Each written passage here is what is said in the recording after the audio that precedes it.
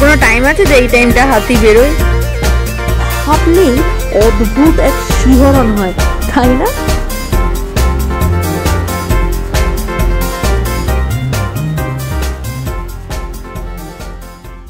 Hello, this is বংরূপা আর তোমরা দেখছো বংরূপা entertainment. আর সবাইকে জানাচ্ছি হ্যাপি নিউ ইয়ার।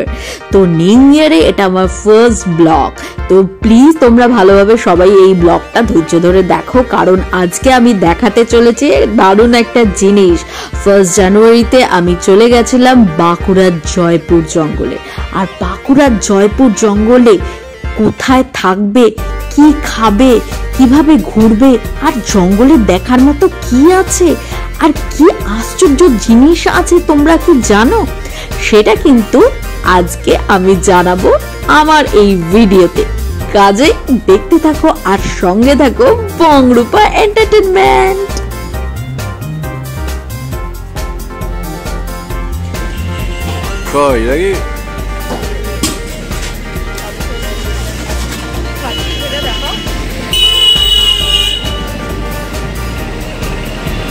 ধোয়া ওঠা কচুরি, ধোয়া ওঠা লুচি উইথ তরকারি, শীতকালে কাঁপতে কাঁপতে খাচ্ছি, দারুণ লাগে।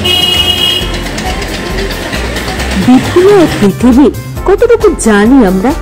পৃথিবীতে ছেড়ে দাও, নিজের জেলা কতটুকু জানি? এই বাঁকুড়া জেলায় এক সময় বিমানবন্দর ছিল, নিয়মিত বিমান নামতো, এটাই বা আমরা কজন জানি? তাই শেষ পর্যন্ত বেরিয়েই পড়লাম বাঁকুড়ার জয়পুর জঙ্গলের উদ্দেশ্যে। বিষ্ণুপুর পেরিয়েই পাবেন মস্ত এক জঙ্গল। দিনের বেলায় তেমন আহামরি মনে হবে না, কিন্তু রাতে বেলায় কিন্তু গা ছমছম করতেই পারে। শুনেছি এক সময় এই জঙ্গলের রাস্তায় গাছ বা বোল্ডার ফেলে ডাকাতি হতো। আর শ্রীমান গজরাজের আনাগোনা তো আছেই। মাঝে মাঝে নাকি রাস্তায় হাতির দল দাঁড়িয়ে থাকে, দুপাশে গাড়ি দাঁড়িয়ে যায়, আর রাস্তা পেরিয়ে জঙ্গলের এদিক থেকে ওদিক যাওয়া তো হামেশাই ঘটে। শুনেছিলাম এখানে বনলতা রিসোর্ট নামে একটা দারুণ ঘোরার জায়গা আছে। অনেকেই ঝটিকা সফরে ঘুরতে আসে, অনেকে দল বেঁধে পিকনিকে আসে। এই তো গেল রিসোর্টের কথা। এবার আপনাকে হাতছানি দিয়ে ডাকছে খোলা জঙ্গল। যে কোনো একটা রাস্তা দিয়ে জঙ্গলে ঢুকে পড়তে হবে। এমনিতে ভয়ের কিছু নেই, তবে গজরাজের কথা ভেবে একটু সাবধান থাকা ভালো। সেই সঙ্গে গাড়ি বা বাইক থাকলে নিরাপদ। কোন রাস্তাটা কোথায় যাচ্ছে জানার দরকার নেই, যে কোনো মাটির রাস্তা দিয়ে ঢুকে পড়ুন। দুপাশে শাল, সেগুন, পলাশ মহুলের ঘন জঙ্গল, মাঝে সরু রাস্তা, অদ্ভুত একটা গা ছমছম করা অনুভূতি। পাশ দিয়ে চলে যাচ্ছে একটা পিচের রাস্তা। শুনলাম সেই রাস্তা দিয়েই 3-4 কিলোমিটার গেলেই নাকি এয়ারপোর্ট।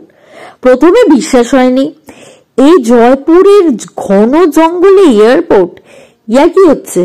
পরে আরো কয়েকজনকে জিজ্ঞেস করলাম, কি আশ্চর্য, তারাও ঠিক একই কথা বলছে। ঠিক শুনছি তো? মনে হলো এতটা যখন এসেছে আরেকটু যাওয়াই যাক। জঙ্গলের বুক চিরে এগিয়ে চললাম সেই এয়ারপোর্টের খোঁজে।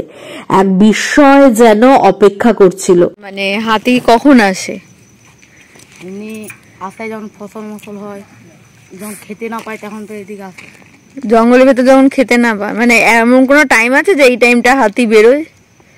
ওটা কোনো টাইম? হ্যাঁ, হ্যাঁ, যখন তখন আসতে পারে।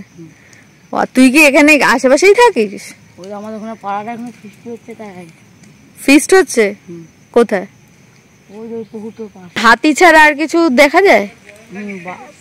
ইয়া দেখা যায়, পাখি? হরিণ, পাখি। হরিণ আছে? হরিণ কখন আসে রে? হরিণ তো এখানে আসে এমনি ভিতর দিকে মনে আসে, যে রাত্রেবেলায় মাঠ দিকে বেরোয়। রাত্রেবেলা বেশি? তুই তোরা দেখতে পারিস বাড়ি থেকে? বাড়ি থেকে আমি মাঠ দিকে আসলে আলু গাছ খায়। আলু গাছ খায় হরিণ এসে? বাড়ির কাছে এসে? এই তো এখানে বাড়িগুলো আছে। ও, এখানে এসে আলু গাছ খায় হরিণ, তার মানে আসে সন্ধ্যাবেলা। আর এছাড়া পাখিটা কি আছে? ময়ূর আছে। আচ্ছা আচ্ছা আচ্ছা। জঙ্গলের মাঝে দীর্ঘ পথ জুড়ে সিমেন্টের চাতাল, এটাই নাকি রানওয়ে? দ্বিতীয় বিশ্বযুদ্ধের সময় জরুরিকালীন প্রয়োজনে বানানো হয়েছিল। 1942 থেকে 1945 এই 4 বছর নাকি এখানে বিমান ওঠানামা করত। যদিও যাত্রীবাহী বিমান নয়, সেই বিমানগুলিতে সেনাকর্মীরাই যাতায়াত করতেন। তারপর যুদ্ধ থেমে গেল, স্বাভাবিক নিয়মে সেই বিমানবন্দরও অবলুপ্ত হয়ে গেল। আস্তে আস্তে জঙ্গলের ঢাকাই পড়ে গেল। ভাবলেই অদ্ভুত এক শিহরণ হয়, তাই না? এই জঙ্গলের মাঝে বিমান নামতো, এত বড় একটা সত্যি এতদিন জানতামই না। সত্যি বিপুলা এ বাঁকুড়ার কতটুকুই বা জানি আমি।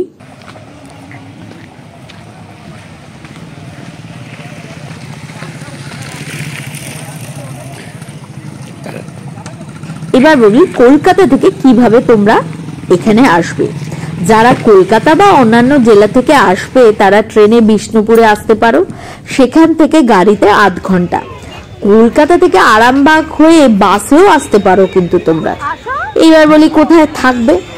জয়পুরের বনলতা রিসর্টে থাকতে পারো, ফোন নাম্বার আমি স্ক্রিনে দিয়ে দিচ্ছি। এছাড়া বিষ্ণুপুরে অনেক হোটেল আছে, সেখানেও ঘুরে আসতে পারো। রিসর্ট বলতে আমরা যা ভেবে নেই শুধু থাকার জায়গা, কিন্তু এটা শুধু থাকার জায়গা নয় গাইস, ঘোরারও জায়গা। সারাদিন এখানেই দিব্যি কেটে যায়। ভেতরে যেন বিশাল এক সাম্রাজ্য, জানো, সবকিছু এমনি ভেতরেই পেয়ে যাবে তোমরা। একদিকে চাষবাসের বিশাল আয়োজন, ধান তো আছেই, বিশাল জায়গা জুড়ে নানা রকম সবজি চাষ। শহর থেকে আসা অনেকে হয়তো জানেই না আলু মাটির তলায় হয় নাকি ওপরে। এখানে এলে পাবেন আলু, ফুলকপি, বাঁধাকপি, বেগুন, কুমড়ো, লাউ, মূলো, রয়েছে নানা ফলের গাছও। আরেকদিকে হাঁস মুরগি তো আছেই। ভিডিওটা যদি ভালো লেগে থাকে তাহলে প্লিজ বেশি বেশি করে লাইক, শেয়ার, সাবস্ক্রাইব করে দিও। আর এই বাঁকুড়ার জয়পুর ফরেস্টে কারা গেছো আর তোমাদের এক্সপিরিয়েন্স কিরকম ছিল সেটা কিন্তু কমেন্ট করে জানাতে একদমই ভুলবে না। আর ভিডিও দেখার সাথে সাথে বেল আইকনটা টুক করে বাজিয়ে দেবে, যাতে পরবর্তী ভিডিওর নোটিফিকেশনটা তোমরা ঝটপট পেয়ে যাও। আপাতত এইটুকুই, দেখা হচ্ছে পরবর্তী ভিডিওতে নতুন কিছুর সঙ্গে, নতুন অনেক ঘোরার এক্সপিরিয়েন্স নিয়ে। তো আপাতত টাটা।